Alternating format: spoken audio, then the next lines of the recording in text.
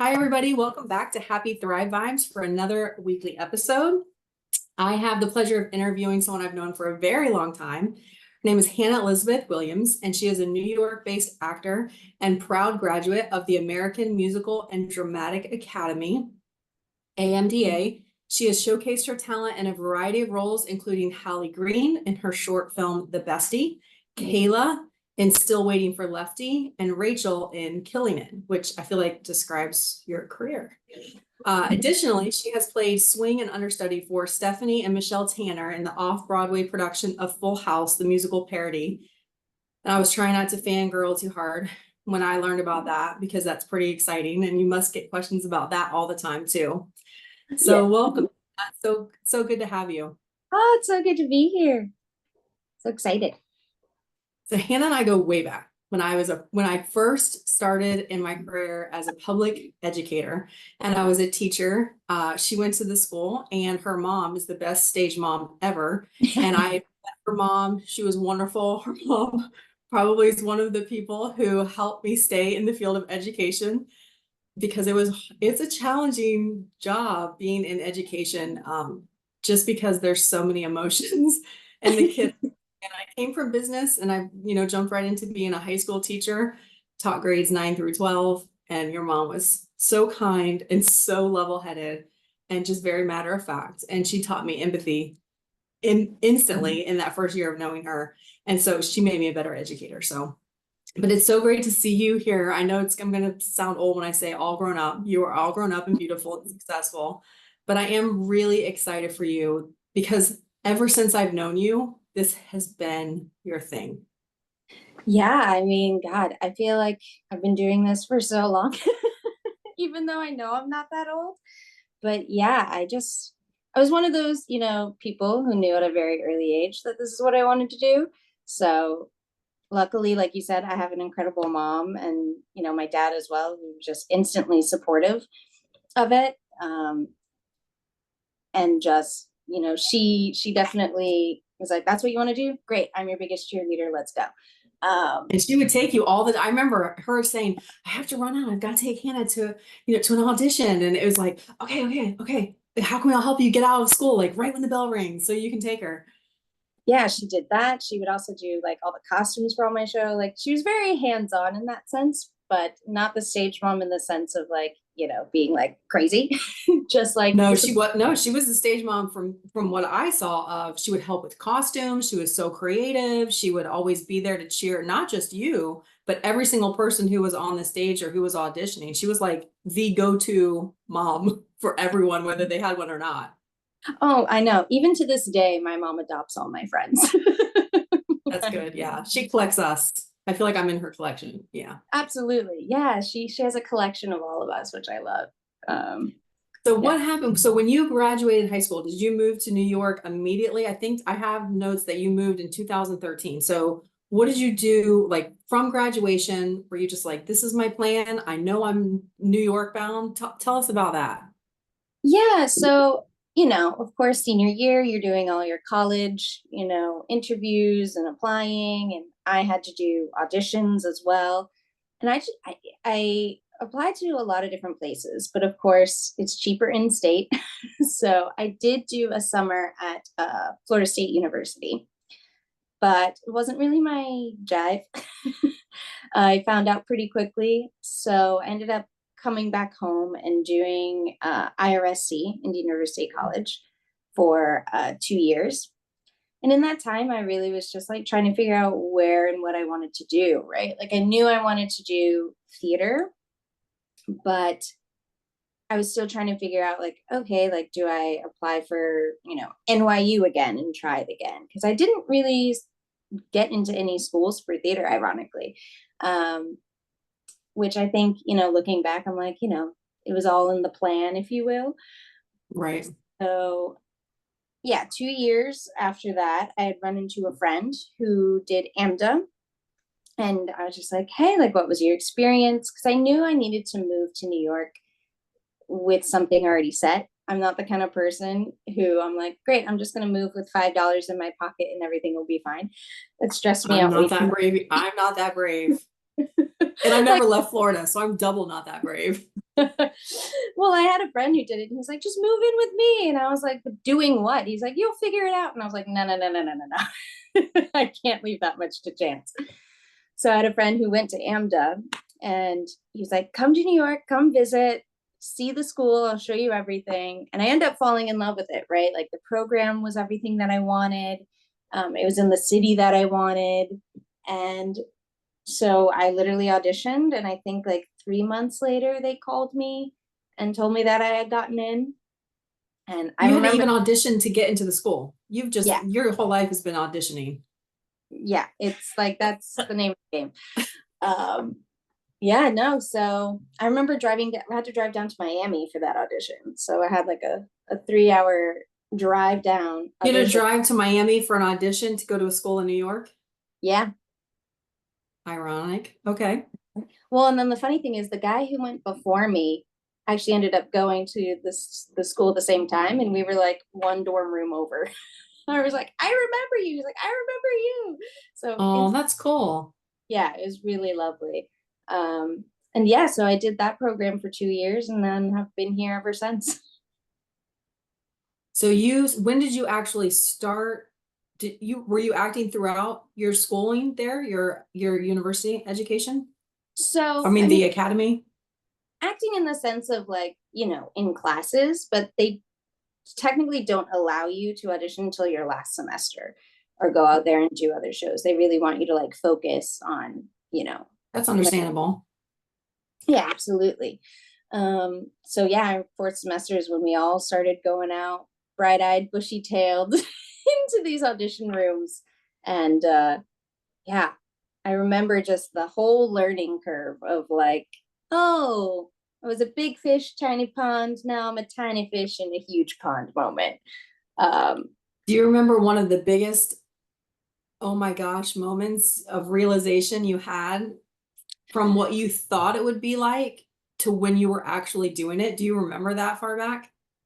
I mean, the biggest like moment of like, whoa, this is not at all what I anticipated. I remember auditioning for this production of Beauty and the Beast. I think it was like a non-ec tour. And there must have been like 700 girls, all dressed in blue dresses, wanting It to sounds like be a Disney princess race.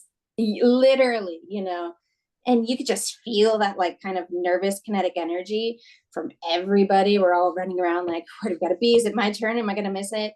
And the hall monitors trying to get us in and out quickly. And we were there 5 6 hours and in the room probably 10 seconds because they were just like, great, sing like 8 bars. And if you don't know music, 8 bars is pretty much like 3 notes. And then that was it. That was the audition. So I remember that moment being like, all right, this is very strange, kind of like trying to get noticed in a sea of people. It's hard. Well, but and I always joke that you're the triple threat. Like I think they're like the quadruple threat, but I mean you can act, you can dance, you can sing, I feel like that has to be beneficial, having more than one thing that you can do if you only get 10 seconds in a room with a group of people who are looking for a perspective Oh, absolutely. person. The ironic thing though in New York is that everyone is. So we all sing, act, and dance, and yeah, it's just interesting trying to find a way to showcase who you are in such a short period of time, right? Because that's ultimately what you're doing. You and 10 million other girls all could look alike, all can sing the same high note, all can do the triple pirouette. But what is it that makes you different is you. So, like, being able to tap into that in those moments where it's like super nerve wracking is the like challenge of like trying to figure out. And it's interesting. It's something that I feel like you can't really learn in school. Schools can't really teach you how to be you.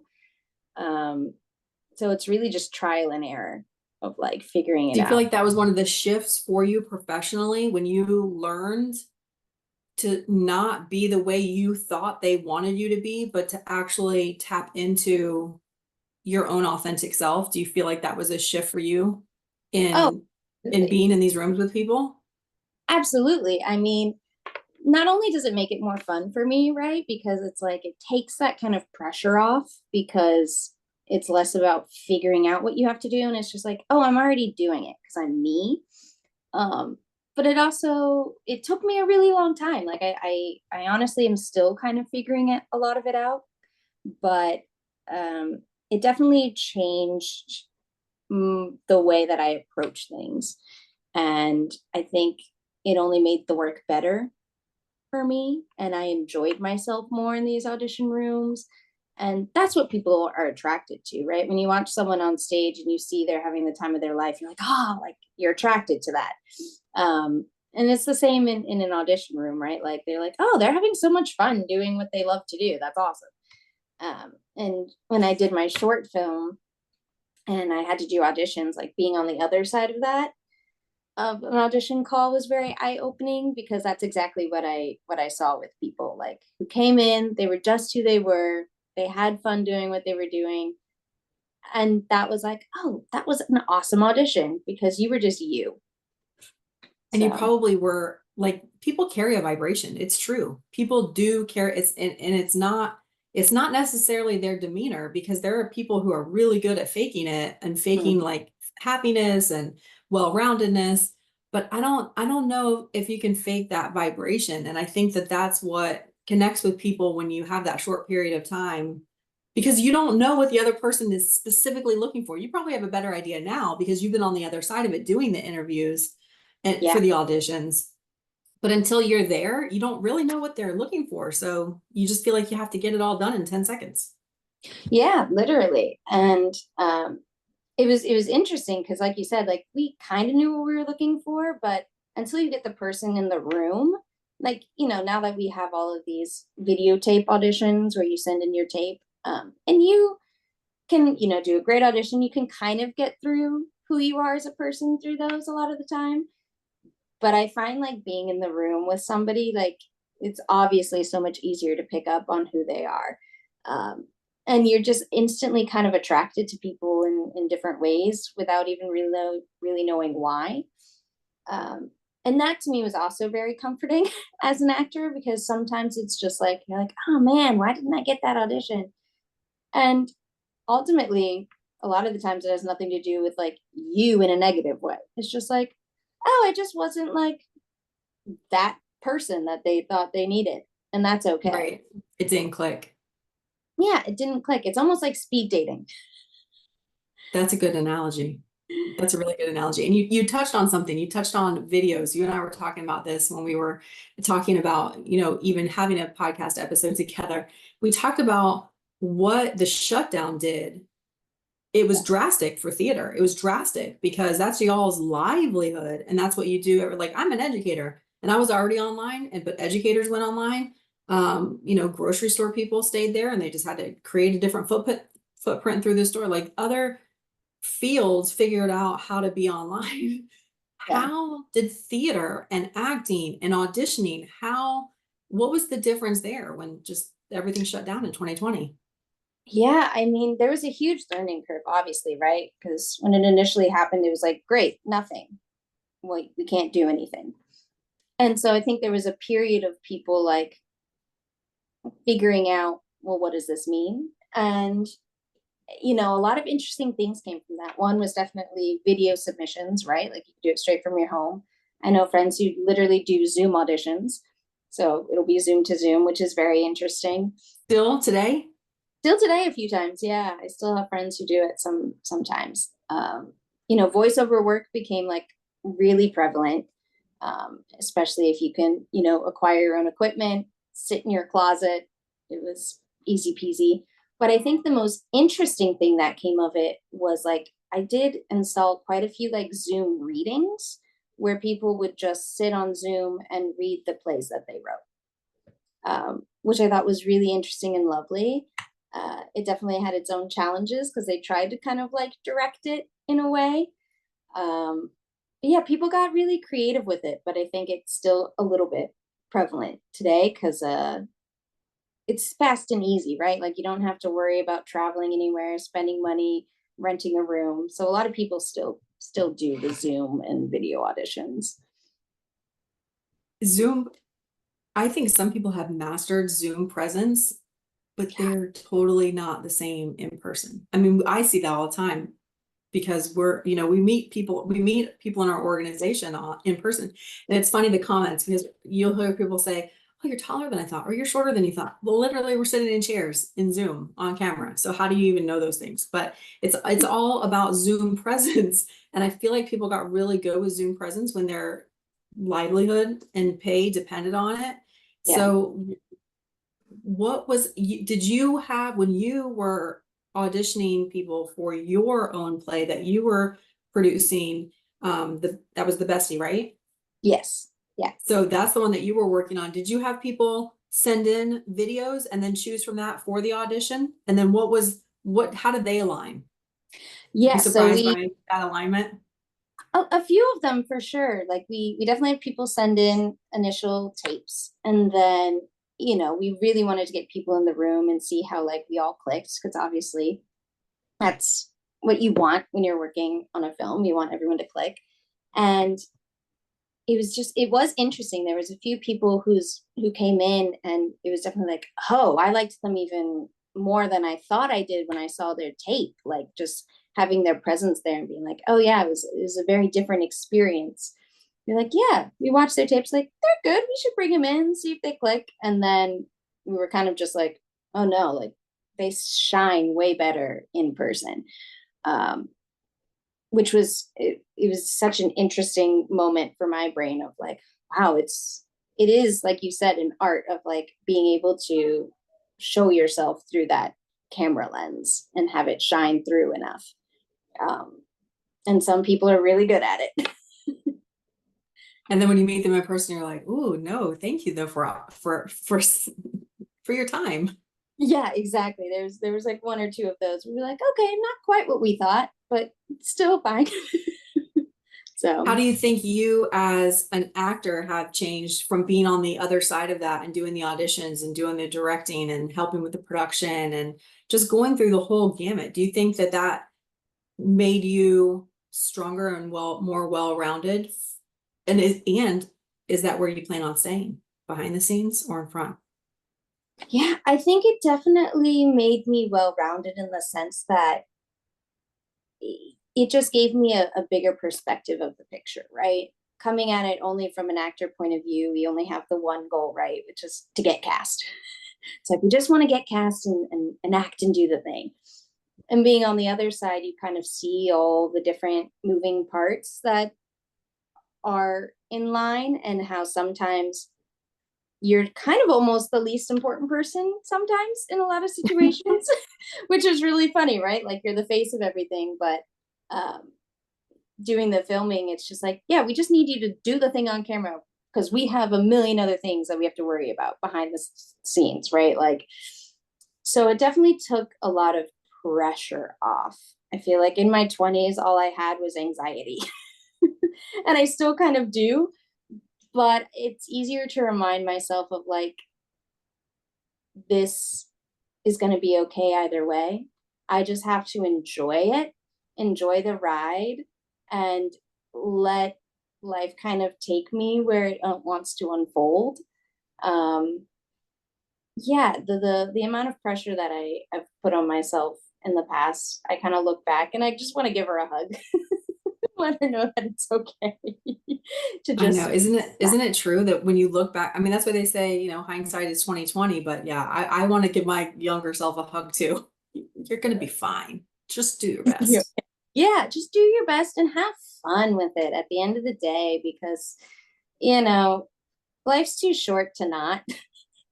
Like, what are you doing if you're not having fun, or at least trying to enjoy the things that you really love? And that was the other thing. I was just like, I really love doing this, like, so I should love doing it, not like Right. be sad about it, but just enjoy loving it. That's true. But that's a mature reflection. And it's hard sometimes in the thick of it to stop and remind yourself that I actually wanted to do this. I remember during a hurricane, we like 1 o'clock in the morning, we were making sandbags. And I remember like yelling to my husband in the wind, like, we chose this house. we chose to live in the Keys. We're living our best life. You know, it's hard to remember in those moments that you're not a victim of circumstance, that you made the choice and that it was something you wanted, and you have to deal with the good with the bad.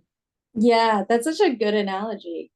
Like you're literally in a hurricane. You're I literally, was, we were, yes, we were. Boots and pajamas and a rain jacket, making sandbags, yeah. hoping for the best. Yes, it was not one of my best moments.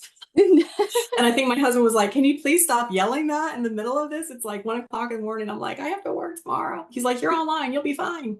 Yeah, Yeah, I'm in Zoom. You have good Zoom presence. You'll be fine. you'll be fine. So for you personally, what was it like coming out of a period of several years where you did not have, because I feel like you are not only an extrovert, you're very outgoing, and I feel like your energy feeds off of those around you. Hmm. So how did you get back into it after the shutdown? Because I feel like for a lot of people, it helped them reprioritize the things in their life, because Yeah, you literally had like 2 or 3 years to realize the things you wanted to do, you didn't want to do, and really just reset. And that was for a lot of people. yeah. How did that work for you? And did you jump right back in as soon as everything opened, and what had changed? I definitely didn't jump right back in. It was definitely a period because even before the lockdown, I had kind of taken a little hiatus, for my mental health. I needed to take like a step back and a little bit of a break and figure out what I wanted to do. And I think the lockdown kind of helped me realize and like solidify that I wanted to like go for it. Um, but by that point, I think it had been like 5 or 6 years since I'd really done anything. And so jumping back in was kind of like a very interesting revelation.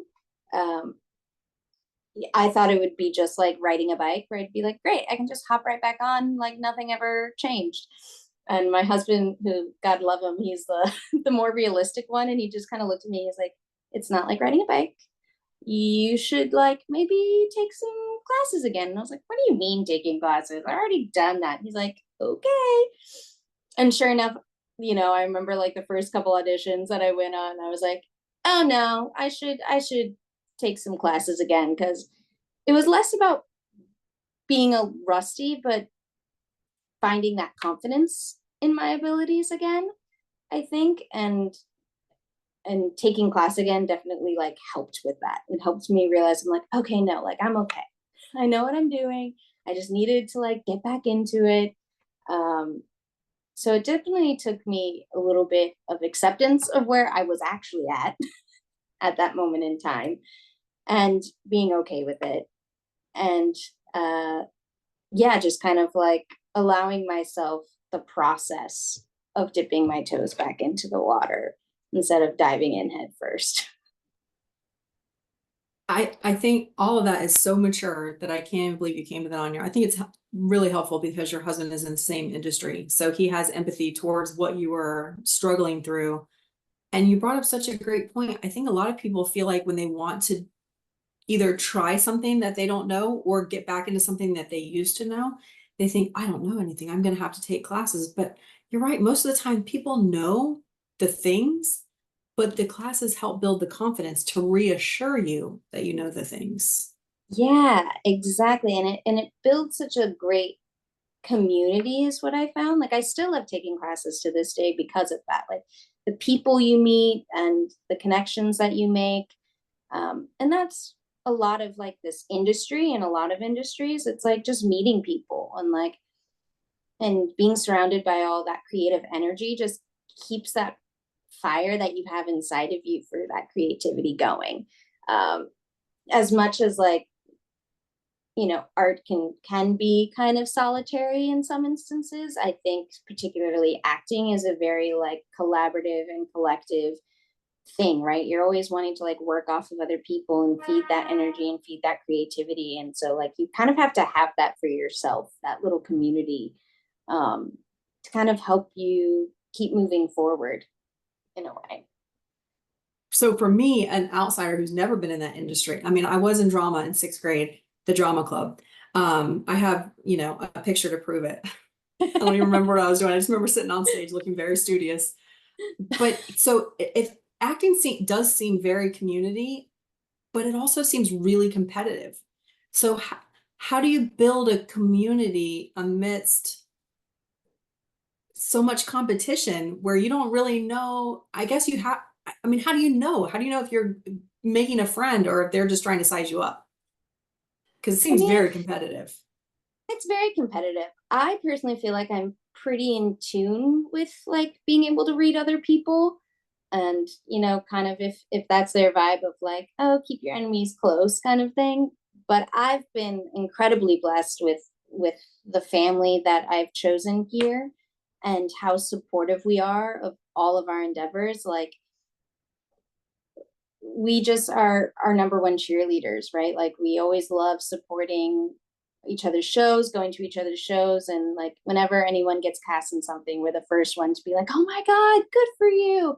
And I think it is really competitive, but I also think it's a choice you have to make as an actor, whether you want to view others' success as something negative to yourself, and it's not, right? Like, other people's success doesn't mean anything negative for you.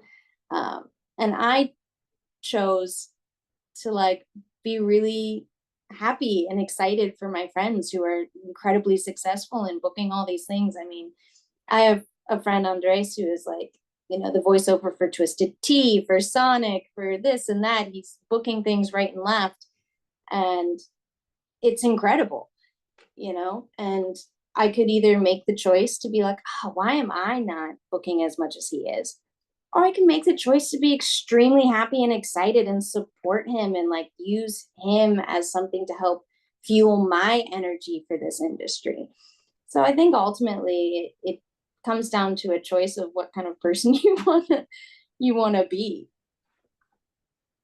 What kind of things do you do to help you stay in that mindset of like creativity and the creative process? What are things that you do to help yourself stay motivated and stay positive in an environment where there are so many opportunities, but there are so many people all vying for those same opportunities?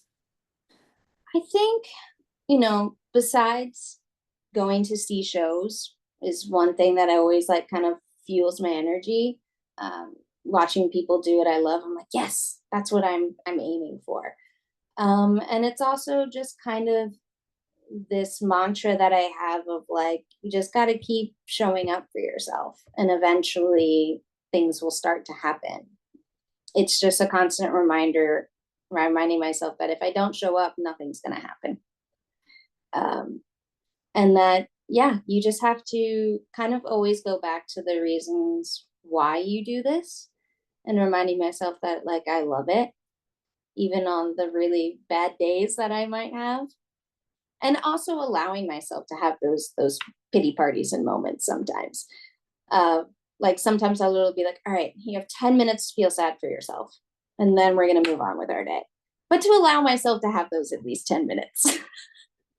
Oh, I think pity parties, it's like taking away a food and you're going to go on a diet. Like the more you resist, the more it persists. And if you just have that moment or 10 minutes and then you've gotten it out. I mean, and sometimes, honestly, sometimes you just have to have a good pity party for yourself. I do. I mean, and Tim does too. Tim will say, listen, I'm not in the mood for your happy thrive vibes today. So just, keep it to yourself.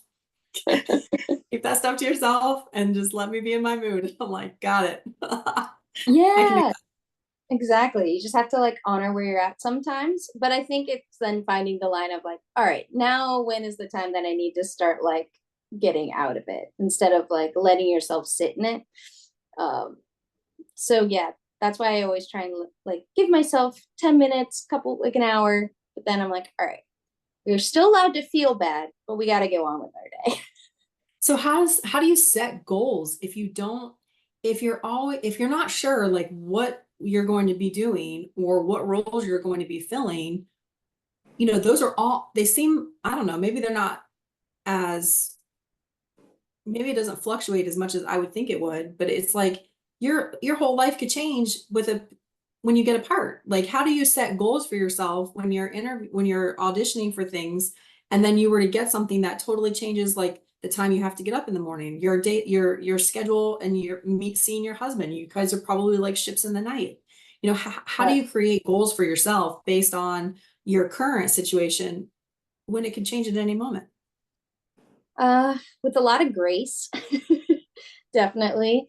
Um, and I always do like the tinier goals, right? And ones that are like more digestible. Like one that I always have for myself is recently I'm like, all right, I'm going to film myself doing a song and I'm going to post it once a month. So like those little things that it's like, all right, that's doable kind of in any situation.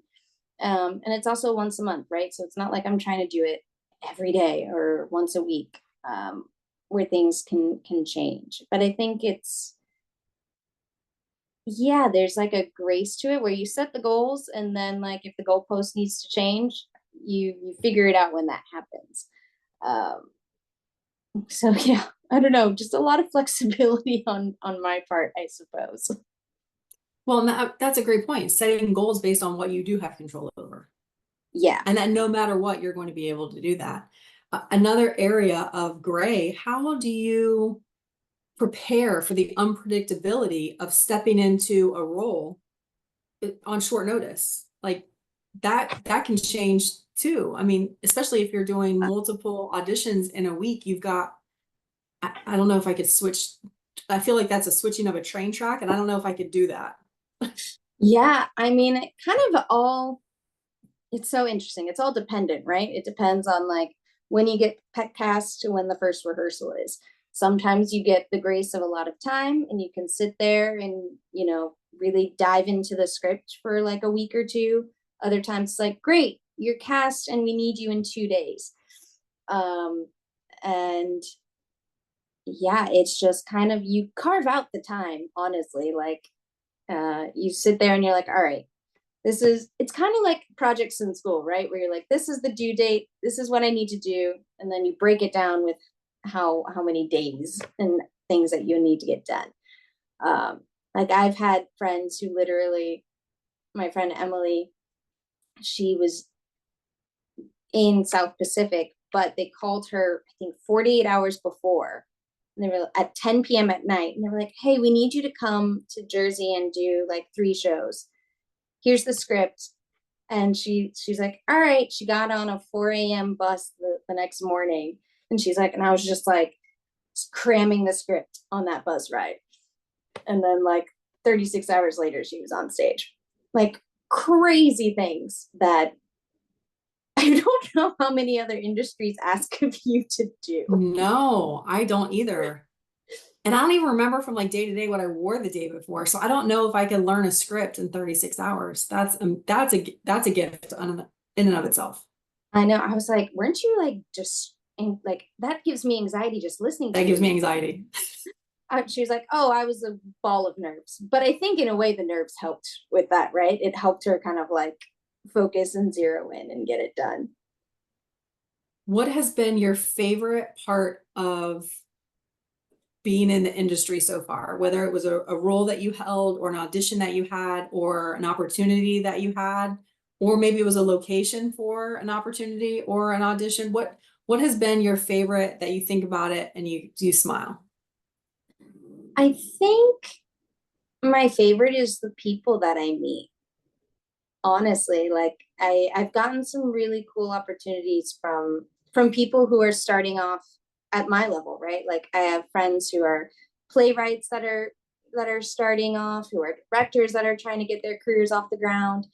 And it's been some of my favorite projects are the projects working with them and being able to kind of like just get into the nitty gritty. We're all in the same area. We're all learning. We're all supporting each other. There's no kind of like hierarchy, if you will. It's just all of us picking together what we're good at and like making something happen. Um, and those projects to me are the ones that I love the most to do. Which project have you worked on that you feel like you grew the most from as an actor in your industry? Ooh, that's a good one. Um, I feel like probably when I did an interesting Shakespeare kind of collection, if you will. I had a old teacher of mine who started his own theater company here, and he took all of these different soliloquies and lines and monologues from Shakespeare, and he wrote his own narrative with it. And we did that several years ago. But that was really interesting because I don't get to do a lot of Shakespeare, and he's like a really big Shakespeare nerd. So that was like really interesting to get to learn Shakespeare through someone who's really adept at it, and like kind of work that muscle that I don't very often get to work on. Was there any part of your creating your own short film, from the idea that you had to the vision that you had for it and the whole process? Was there any part of that that you were like, man, this is not at all what I expected. What am I doing? Why did I commit to this? Yeah, raising the money for it. That had to be, that had to be. That was such There a are also so many supportive people, and I'm sure people came out of the woodwork to help you feel the love. oh, I mean, it was simultaneously one of the most like kind of crazy moments because it was like I have no idea what I'm doing here trying to raise this money, and also one of the most lovely because like you said, like so many people showed their support, people that I hadn't heard of from in a really long time. And it's very vulnerable to like ask for money in general, and then to have to go publicly and be like, hi, excuse me, can you please donate to my film, felt kind of silly. I was like, I don't want to ask people like who are already struggling for like money, but like everyone just poured out their love, which was just, it made me feel really, really um, grateful of all the people that I have in my life, because even people who couldn't said they're like, oh, I just wish like the best for you, and like let me know if like there's anything I can do that I can help. I wish I could send more, but it was, yeah, it was shocking in that sense to me to like see very viscerally all of the support that I had.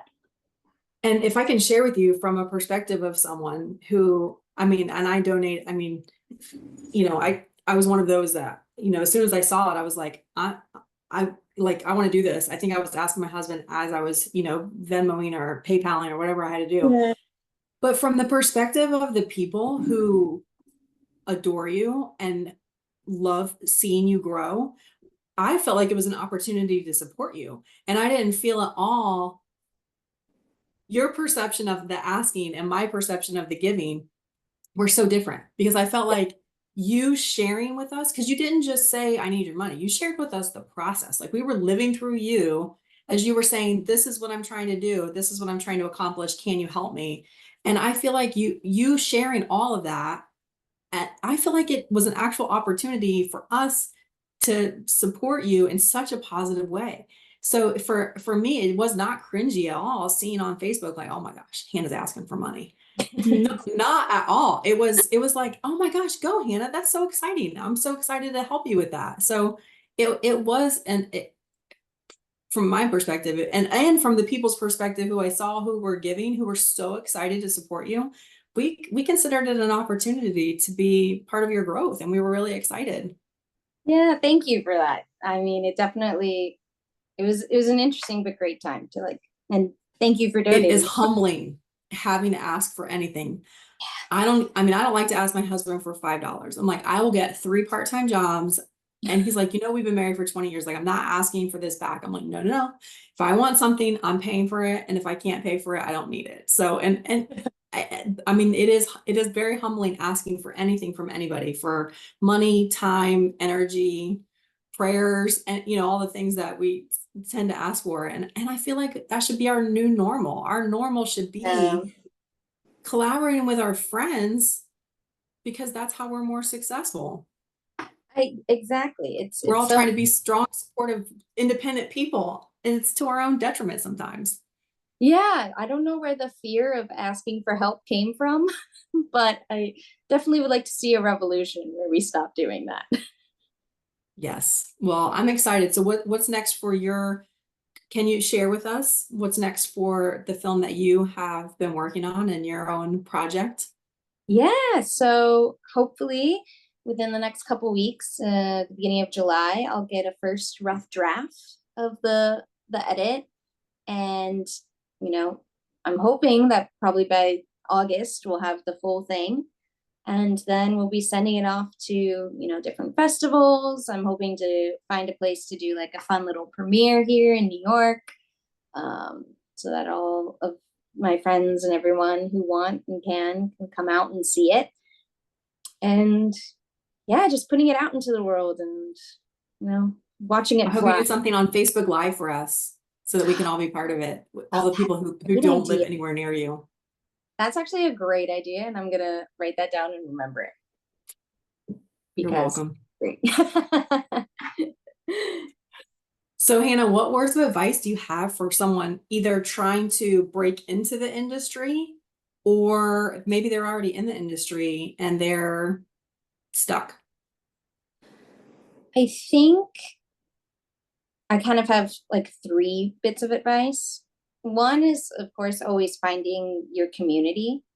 Um, I know, everyone always talks about community, but the older I get, the more it's, hammered into me how important it is to have people who support you no matter what, um, who can keep you accountable, who can help remind you why you're doing what you're doing. Um, and also just keep showing up even when it's hard, even doing the littlest of things, right? There are days where the bare minimum might be just looking for an audition. And sometimes my bare minimum is just getting out of bed and going. I'm like, I just need to get there. Maybe I'm not even seen. That isn't the point. My goal is to just roll out of bed and get to the audition. And that's a win for me. So, yeah, finding those little tiny wins and goals along the way, um, and just enjoying it, enjoying the journey, because it's never the destination that is what's going to be what you remember at the end of your life. It's always going to be the journey of how you got there. That is so true. I used to not be able to stand it when my mom would say stuff like that. But now I'm like, it is the truth. And also someone said something one day and I think about it all the time. They said, you can think it back on all the things that were the highlight reels of your own life that really meant something to you. And most likely you didn't plan any of it. Like it happened and it was amazing. And it actually didn't have anything to do with you controlling every single second building up to that moment. And I remind myself of that because I often think my life is so much better than I could ever imagine. And I'm a vision board girl. Like I meditate and I envision and I have my vision board. And then it never happens the way that I thought it was going to happen, but it's always better. And it's even when it's not better, like a year later, 5 years later, 10 years later, I think, oh, but it is better. At the time, I just didn't see it. Yeah, So exactly. just you're saying keep the effort even on the hard days and it will come to fruition at some point, something. Something will happen, right? As long as you keep showing up. The only way to lose the race is to not show up and run it. That's true. That's So true. even if you have to walk it, just keep showing up. I always walked it and I always finished. So I always would say speed isn't my thing, but I was consistent. And I think that that's how you have to be in life. You have to be consistent because it does, the older I get, I do realize that it does seem to like, I can just remember like 10 years ago, a year ago, and I'm like, gosh, how did I get here so fast? And so you can either get to a year with making small progress every day, or you can get to a year and say, oh, I wish I had done such and such. Yeah. I mean, it's great to have the big goal at the end, but I honestly stick by the like tiny goals is what will get you there. Oh, that's awesome. Well, thank you so much, Hannah. We appreciate all of your words of wisdom and all of your pointers. And it was such a pleasure having you on this show. What are you going to do today for fun? Fun is my new thing that I keep saying. They say teach the thing that you need to learn, and I need to learn fun. So I'm learning from others. So what do you have fun planned for today? Ooh, well, I'm actually doing a voice lesson with my voice teacher who I absolutely adore. And that's always fun to just be able to sing. So I guess my fun is still what I do. That's even better. That's even better because then it's always going to be your playground. That's fun. Yeah. That's fantastic. I feel Yeah, the same way about my work. I look forward to it every day. I never get this Sunday like, oh, I have to go to work. I'm always like, this is what I get to do. This is what I get to do. So it does make a difference. for sure. Well, thank you so much, everyone at home. If you're watching on YouTube, thank you. Like and subscribe and share this with your friends, especially if they're looking to break into acting or to further their career. They're Hannah and Elizabeth. Thank you. Thank you. Bye, everyone. Keep thriving.